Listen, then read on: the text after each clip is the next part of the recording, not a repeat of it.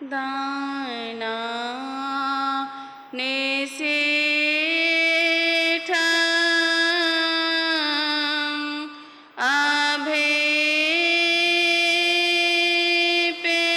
अभिपेयानं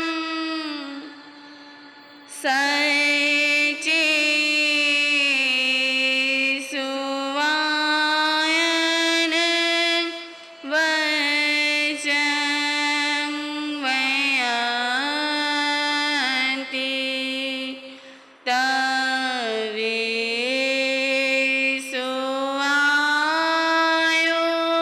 तवेषुवायोतिमं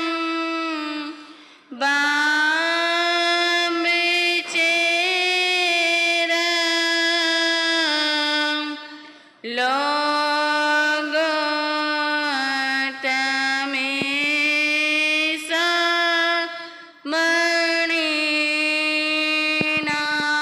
मणिनाय पूते।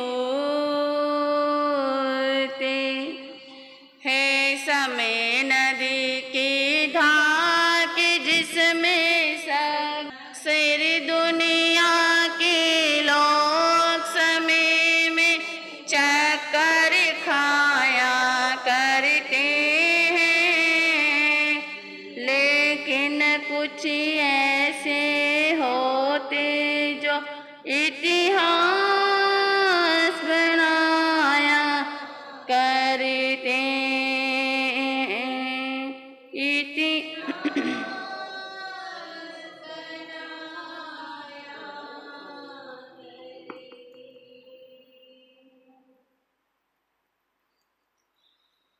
सर्वप्रथम परमपिता परमात्मा शासनपति शरमन भगवान महावीर स्वामी के चरणों में मेरा भावभीना वंदन नमस्कार। मेरे ज्ञानदाता आगम रत्नाकर उत्तर भारतीय प्रवर्तक पूज्य गुरुदेव श्री सुभद्र मुनि जी महाराज के पावन पवित्र चरण कमलों में मेरा अनंत अनंत वंदन। परम श्रद्धा परम आराध्या पूज्य गुरु जी महाराज के चरण सरोजों में मेरा कोटि से नमन। गुरु दरबार में उपस्थित भाग्यशालियों, गुरु चरणों में रहकर जो कुछ भी अंगीकार किया है वही कुछ देर आपके समक्ष सुनाने का प्रयास करूंगी। कुछ कहा जाए इससे पूर्व भजन की दो पंक्तियां हम सभी मिलकर के बोलने का प्रयास करेंगे। गुरु दर्शन को तुम आना भगवालियो, चरणों में झुक जाना भगवालियो हो। गुरु दर्शन को तुम आना श्रद्धा भाव से, चरणों में झुक जाना श्रद्धा हो। श्रद्धा भाव से हो, दिल के तार से हो। गुरु दर्शन को तुम आना श्रद्धा भाव से, चरणों में झुक जाना श्रद्धा भाव से। गुरु कृपा से आपके समक्ष 6 वृत्तियों की चर्चा चल रही है। हमारे ज्ञानी महापुरुषों ने इंसान को पशु पक्षियों की उपमा देकर के संबोधित किया है कि ये इंसान कहीं तेरे जीवन के अंदर ये वृत्तियां तो नहीं आ गई हैं, अगर आ भी गई हैं तो तू इसे अपने जीवन से निकालने का प्रयास कर। 6 वृत्तियों में से सबसे पहली वृत्ति कौन सी आई थी? उल्लू की वृत्ति उल्लू अंधकार को चाहता है, प्रकाश से दूर भागता है। सूर्य का वो निंदक है। इसी प्रकार से ऐ इंसान, कहीं तू जो तुझे गुरु महाराज भगवान की जिन वाणी का पान करा रहे हैं, कहीं तू ऐसे गुरुओं का निंदक तो नहीं बना हुआ है। अगर तू ऐसे गुरुओं की निंदा चुगली करता है तो समझ लेना तेरे जीवन के अंदर भी वे उल्लू की वृत्ति प्रवेश कर चुकी है। क्योंकि कोई भी व्यक्ति अपने आप को क्या नहीं सुनना चाहेगा? उल्लू का शब्द अगर उसको कहा जाए तो कोई भी पसंद नहीं करेगा। अगर तेरा जीवन श्रेष्ठ है, साधु संतों के प्रति, गुरुओं के प्रति तुझे सच्ची श्रद्धा है, सच्चा विश्वास है, तो तेरे जीवन के अंदर कभी भी ये वृत्ति प्रवेश नहीं कर सकती। दूसरी वृत्ति आपके समक्ष आई थी, भेड़िए की वृत्ति। भेड़िए के अंदर कौन से अवगुण होते हैं? एक तो वो क्रूर होता है और दूसरा विश्वास घात होता है। तो आप 2-3 दिनों से ये भेड़िए की वृत्ति के बारे में श्रवण कर रहे हैं कि किस प्रकार से जो भेड़िया होता है उसके जीवन में हिंसा की भावना, मारने की भावना किस प्रकार से पैदा हो जाती है।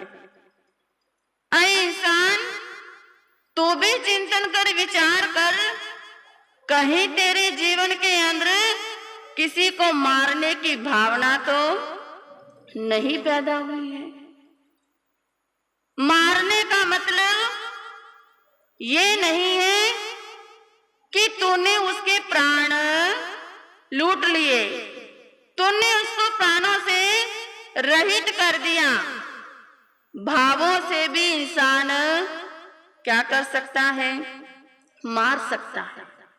किसी को आपने अपशब्द कह दिए, किसी के साथ आपने बुरा व्यवहार कर दिया, किसी के दिल को ठेस पहुंचा दी, किसी को आपने ऐसी भाषा बोल दी कि वो व्यक्ति आपके शब्द सुन करके अंदर तक से पूरा हिल जाता है। अरे वैसे तो नहीं मारा, लेकिन जो आपके शब्द हैं, जो आपके वाक्य हैं, उन शब्दों ने, उन वाक्यों ने सामने वाले व्यक्ति को समझ लेना क्या कर दिया? मार दिया।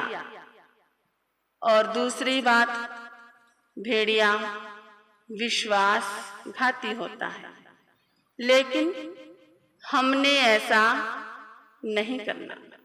जिसको हमने अपना बनाया है, जिसको हमने अपना समझा है, जिसको हमने विश्वास दिलाया है, तो अपनी बात पर हमारे को खरा उतरना है।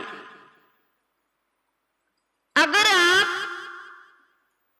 सामने वाले व्यक्ति के साथ विश्वासघात कर देते हो तो उस व्यक्ति को कितनी पीड़ा पहुंचती है, उसके हृदय को कितनी चोट लगती है, कितना दर्द पहुंचता है। फिर वो व्यक्ति क्या आपको अच्छा समझेगा? क्या कभी जिंदगी में आप पर विश्वास करेगा? क्या आप पर कभी वो व्यक्ति भरोसा करेगा? बोलो जिंद वालों, करेगा भरोसा? नहीं।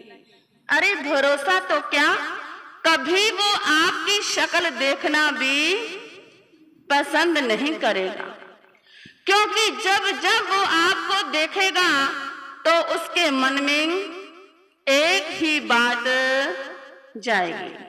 कौन सी बात? कि इस व्यक्ति ने मेरे साथ विश्वासघात किया है, इस व्यक्ति ने मुझे विश्वास दिलाया था, लेकिन मेरे विश्वास को इसने तोड़ डाला, मेरे अरमानों को इसने चकनाचूर कर डाला, तो वो व्यक्ति आपके सामने भी नहीं आएगा।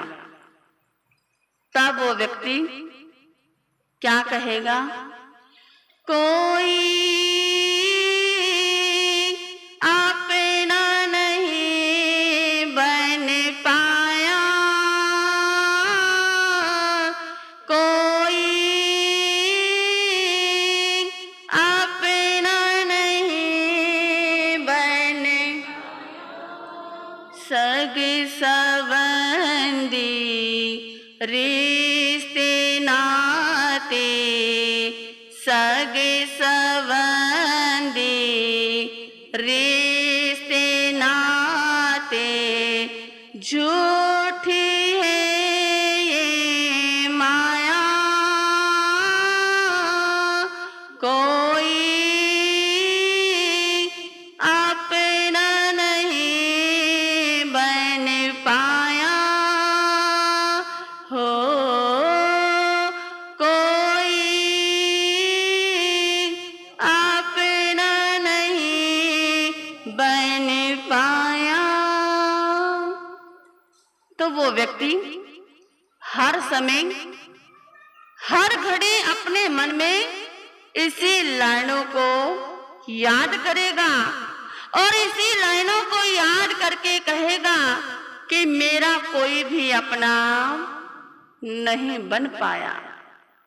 तो प्यारे बंधु, आप धर्म के अनुयायी हो, महावीर प्रभु के अनुयायी हो, उनके सच्चे श्रावक हो, महावीर के सच्चे भक्त हो।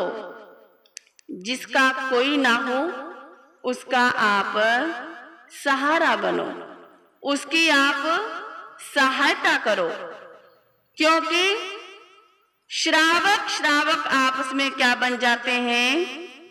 भाई भाई बन जाते हैं। तो भाई भाई के ही काम आता है। तो अब हम तीसरी वृत्ति के बारे में चर्चा करेंगे। तीसरी वृत्ति आपके सामने आ रही है, श्वान की वृत्ति। समझते हो? श्वान किसे कहते हैं? कुत्ते को कहते हैं।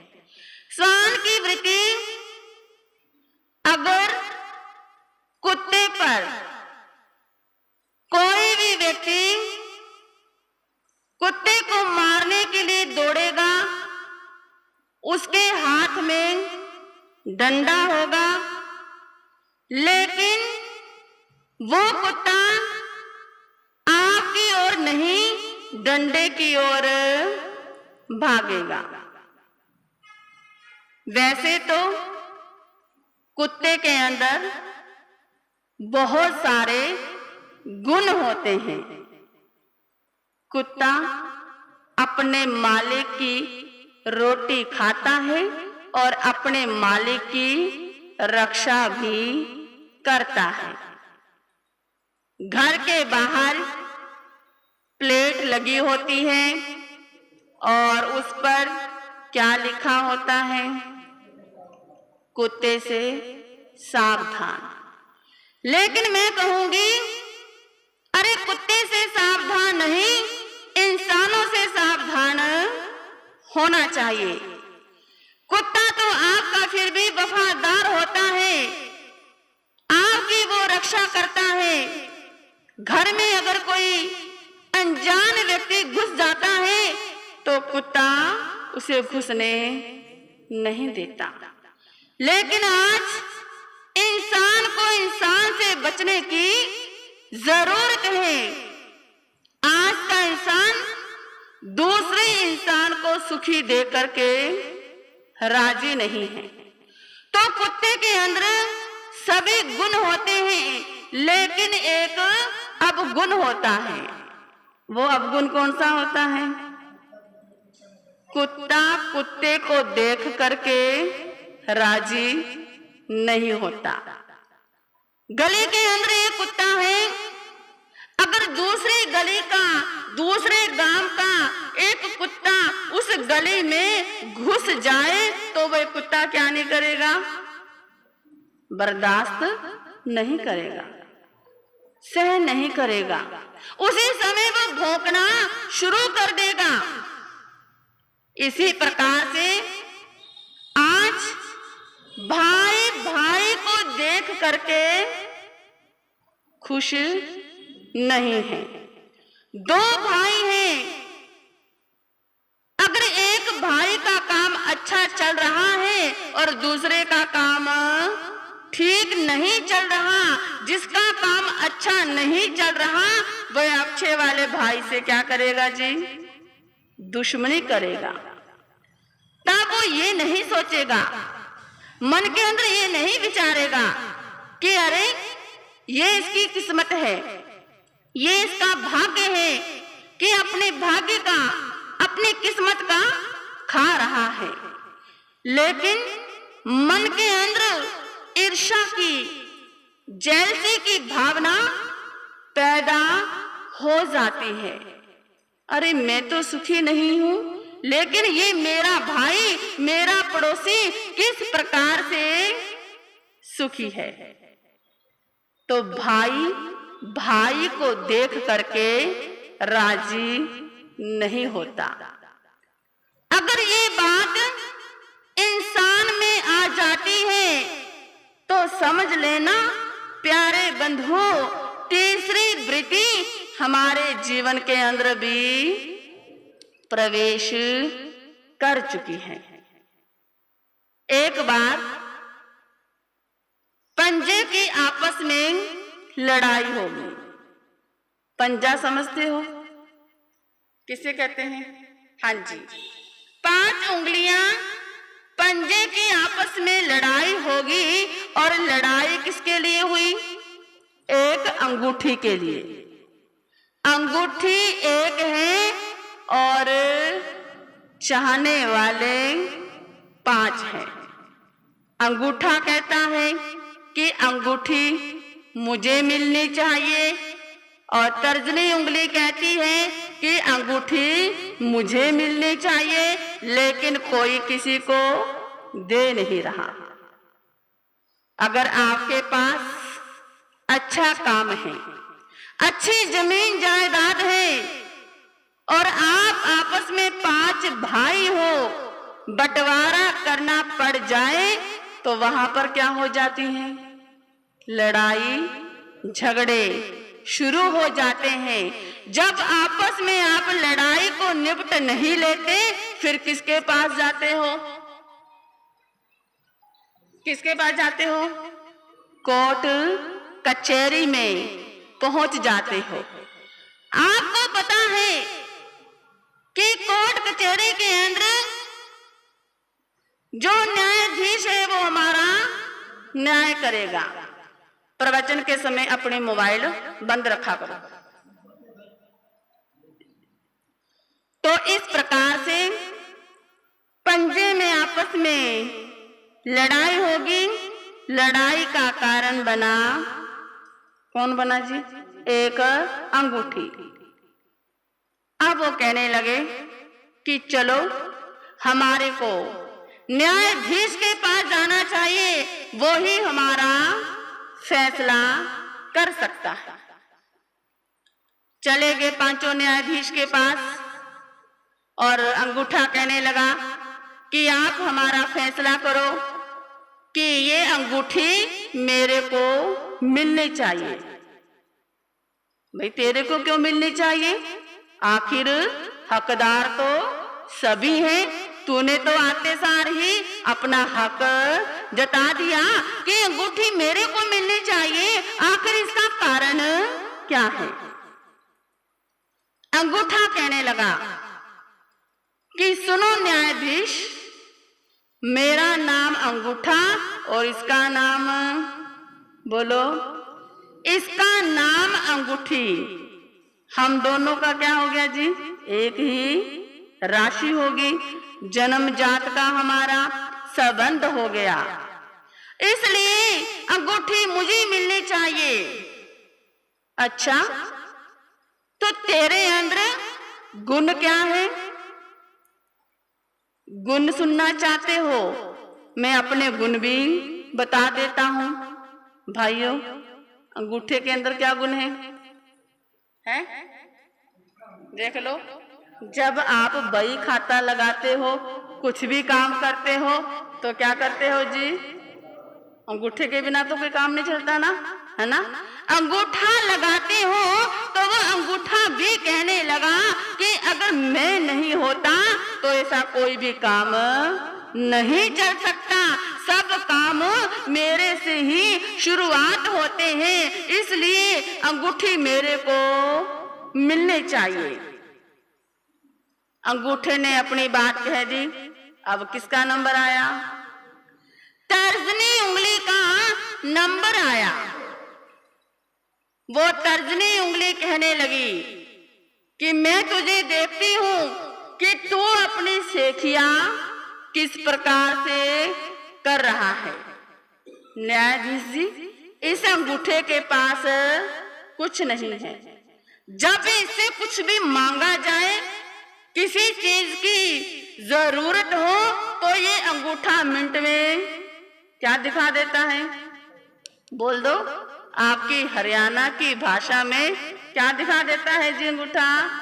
ठोसा, ठोसा दिखा देता है। तो न्यायाधीश जी, ये अंगूठी का अधिकारी कैसे हो सकता है? अंगूठी तो मेरे को मिलनी चाहिए। अच्छा, चलो कोई बात नहीं, अंगूठी तुझे मिल जाएगी, लेकिन तू अपने गुण तो बता दे कि तेरे अंदर भी क्या गुण है? क्या गुण है बहनों? इस उंगली के अंदर क्या गुण है? कहने लगी, महाराज, मेरे अंदर इतने गुण हैं, अगर मैं नहीं होती तो इंसान को रास्ता नहीं मिलता। मैं भूले भटकों को रास्ता दिखाती हूँ। कैसे दिखाती है? अगर कोई रास्ता भूल जाए, भटक जाए और रास्ता पूछे कि ये फलानी गली किस ओर जाएगी, मैंने उस गांव में जाना है, उस मोहल्ले में जाना है, उस घर के अंदर पहुंचना है, तो आप किसका सहारा करते हो? इसी उंगली का इशारा करोगे ना कि तुम सीधा उस गली के अंदर चले जाना। वो गली आगे इधर मुड़ेगी, फिर इधर मुड़ेगी, फिर तुम्हारे को क्या मिल जाएगा? घर मिल जाएगा। अच्छा, तेरे अंदर भी क्या है जी? बहुत गुण है। अब नंबर आया मध्यमा उंगली का। मध्यमा उंगली कौन सी है जी? बीच वाली। अब वो मध्यमा उंगली कहने लगी कि न्यायाधीश जी, ये अपने आप को बड़ी बता रही है, ये भूले भटकों को रास्ता दिखा रही है। अगर मैं इसका एक अवगुण बता दूं ना, तो आप इसको क्या नहीं दोगे? अंगूठी नहीं दोगे। क्या अवगुण है? जिस जगह पर लड़ाई झगड़ा होता है, आपस में बच्चे लड़ झगड़ पड़ते हैं, बड़ों की भी लड़ाई हो जाती है, तो उस समय कौन सी उंगली का इशारा करते हो सुरेंद्र भाई? हैं? कोई ना, तुझे समय आने पर जरूर बताऊंगी। तू पता नहीं अपने आप को क्या समझता है। जब तू मेरे सामने आएगा ना, फिर मैं तुझे कभी भी छोड़ूंगा नहीं। इस उंगली का इशारा करते हो ना? बोलो। अब जैसे ही उसकी अवगुण सुने, मध्यमा उंगली कहने लगी कि मेरे अंदर तो बहुत गुण हैं।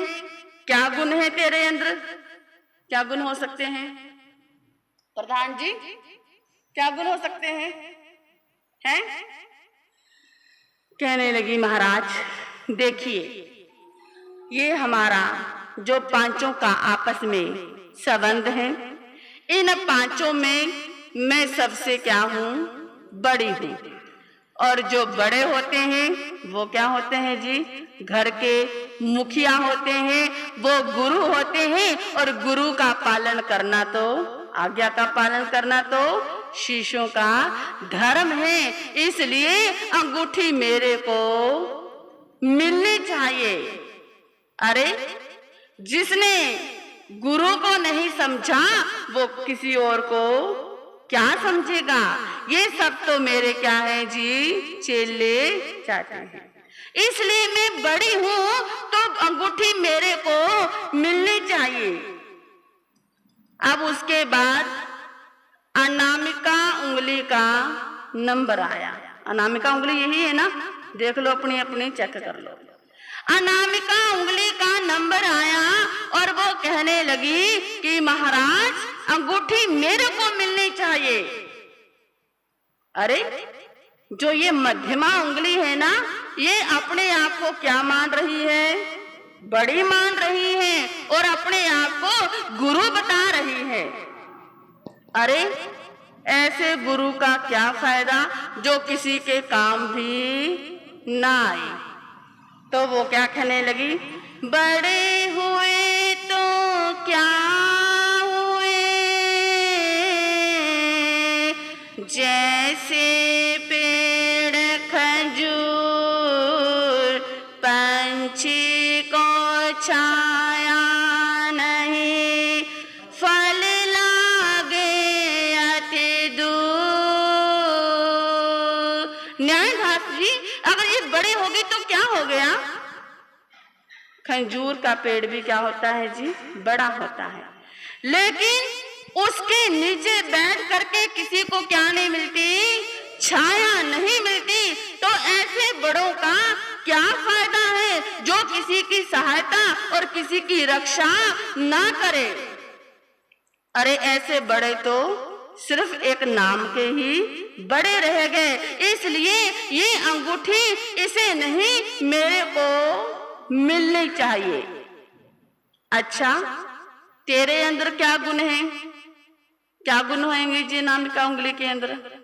महाराज जब भी कोई शुभ कार्य होता है, चाहे वो शादी का कार्य है, चाहे वो दीक्षा का कार्य है, चाहे कितने भी मंगल कार्य हैं, तो सभी के सभी मेरी इस उंगली से ही क्या करते हैं जी?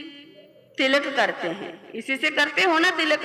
अगर कोई आपका बेटा बाहर विदेश में जा रहा है, आपसे दूर जा रहा है, शुभ काम के लिए जा रहा है, तो माता उस समय अपने बेटे को तिलक करती है, इसी उंगली के साथ ही तिलक करती है। महाराज मेरे अंदर तो गुणों का भंडार है।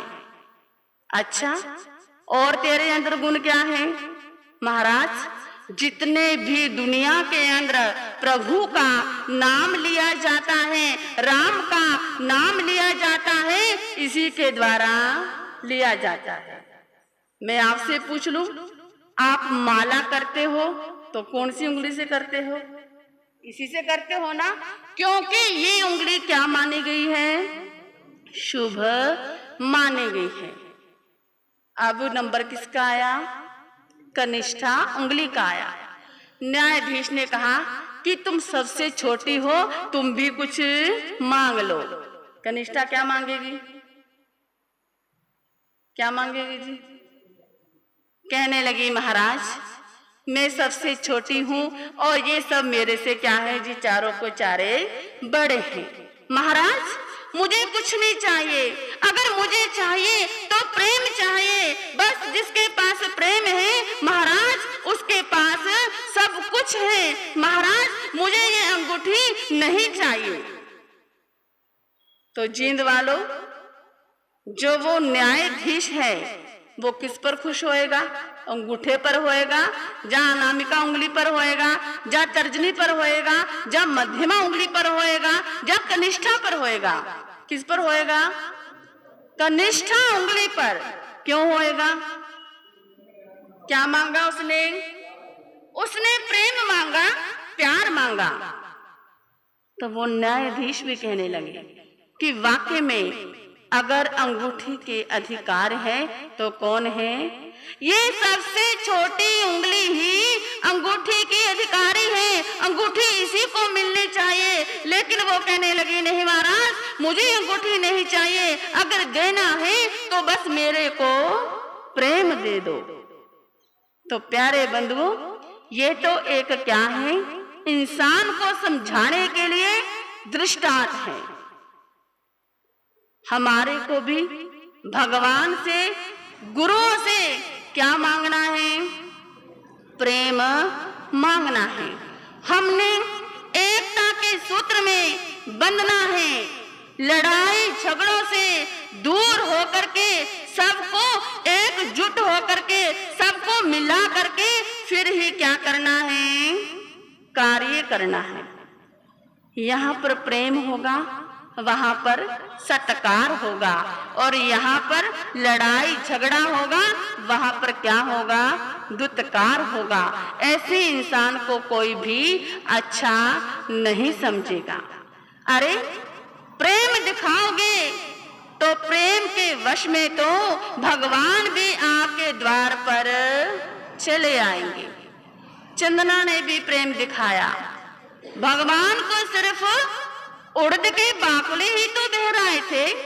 भगवान उसकी श्रद्धा, उसकी प्रेम भक्ति को देख करके भगवान उसके द्वार पर स्वयं चले आए थे। अगर वास्तव में आप भी अपने गुरुओं को, भगवान को बुलाना चाहते हो तो आपको भी प्रेम दिखाना होगा। जिस घर के अंदर, जिस दिलों के अंदर, जिस समाज के अंदर प्रेम प्यार होगा तो वहां पर गुरु और भक्त भी स्वयं ही क्या आते चले जाएंगे? भागे हुए चले आएंगे।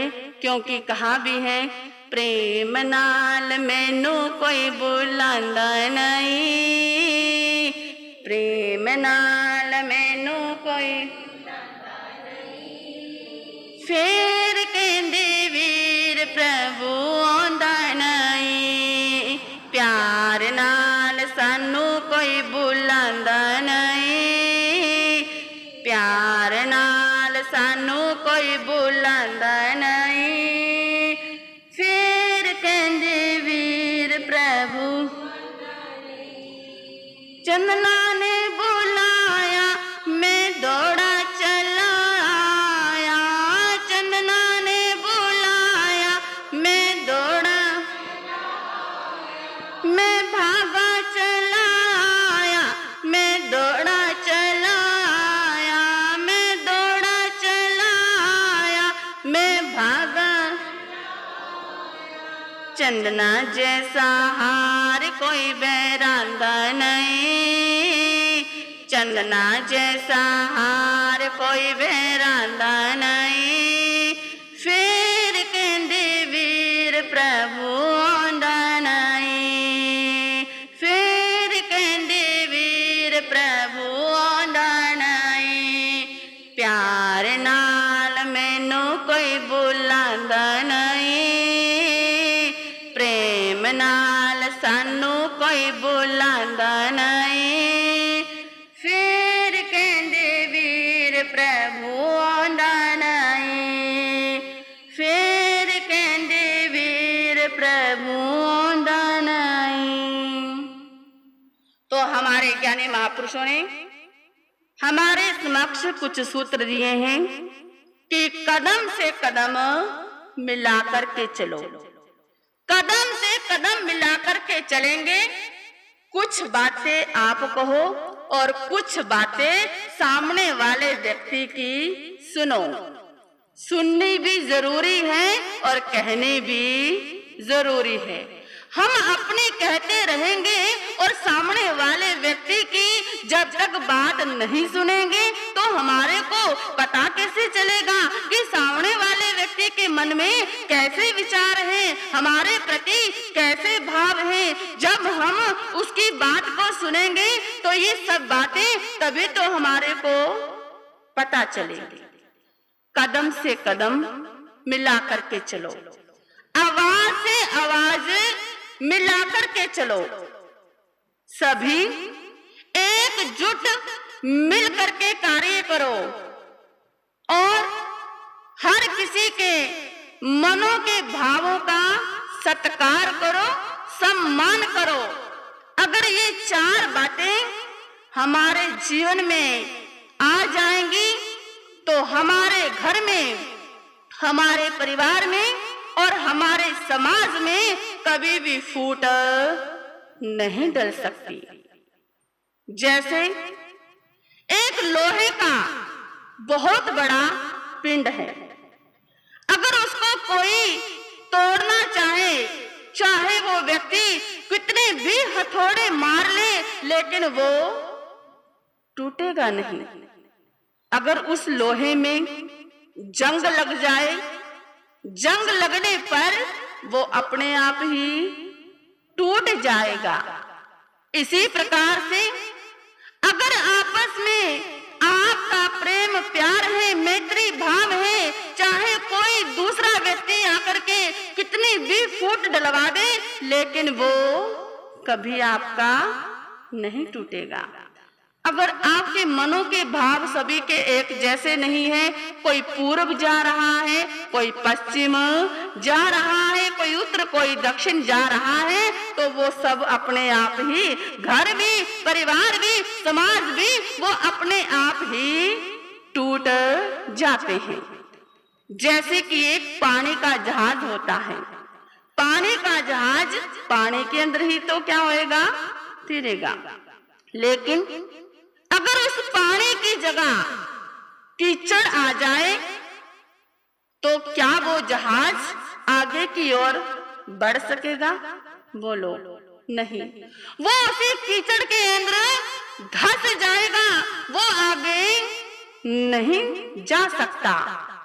इसी प्रकार से अगर हमारे मन के विचार आपस में एक दूसरे से नहीं मिलेंगे तो हमारा परिवार भी क्या हो जाएगा? इसी प्रकार से ऐसे ही कीचड़ में दबता हुआ चला जाएगा। लेकिन कीचड़ में दबना किसी को पसंद नहीं है।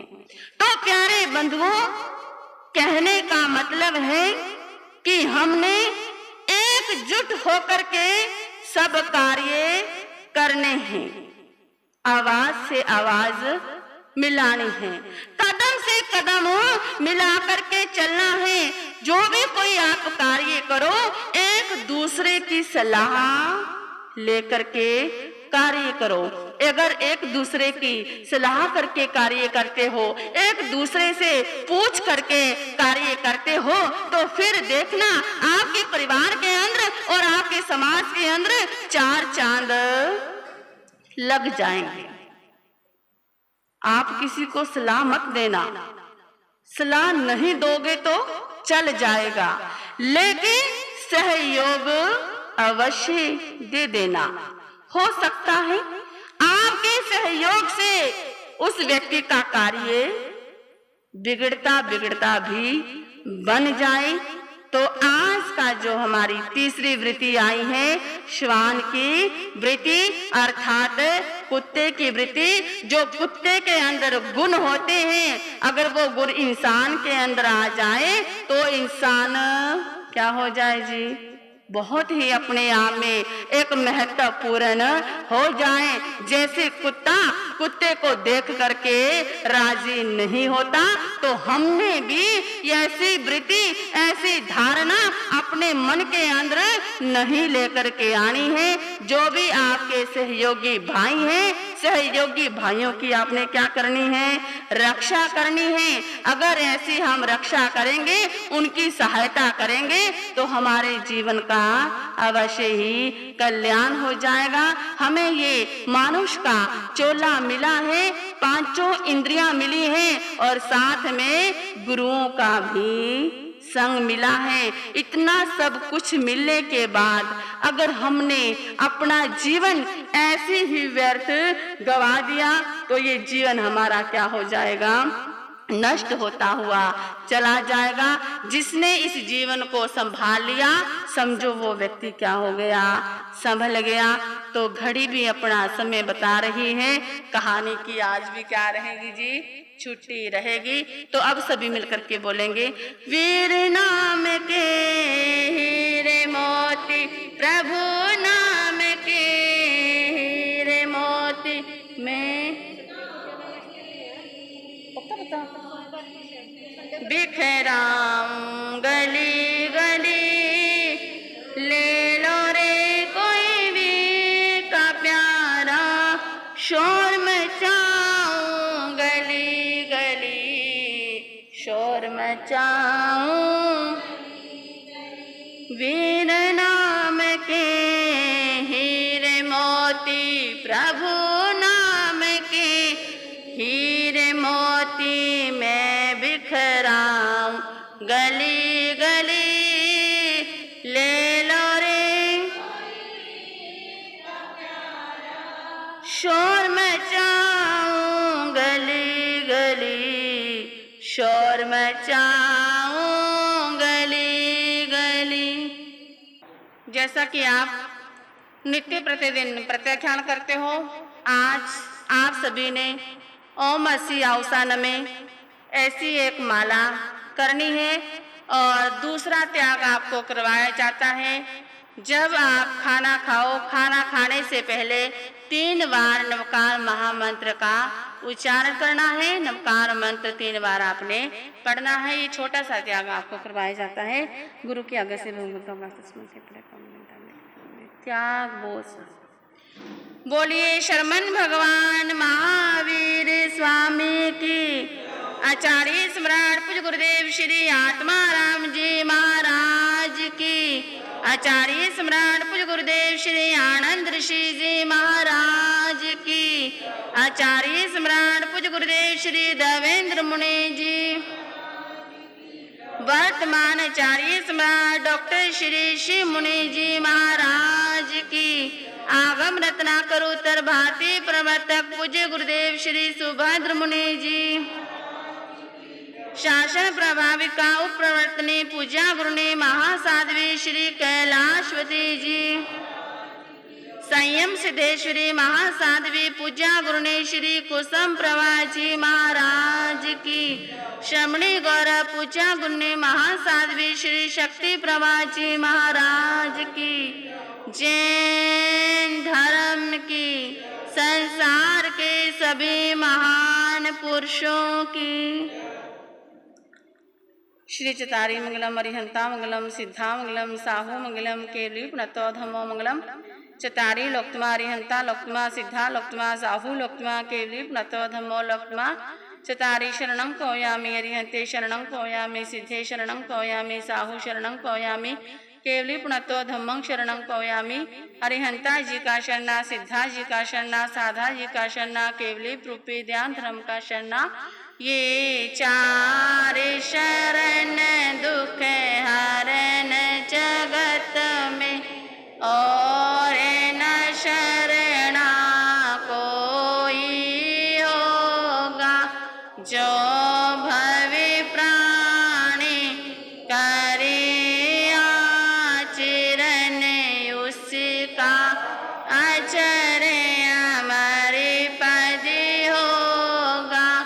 उसका सदा ही मंगल होगा। बोलिए शांतिनाथ भगवान की जय।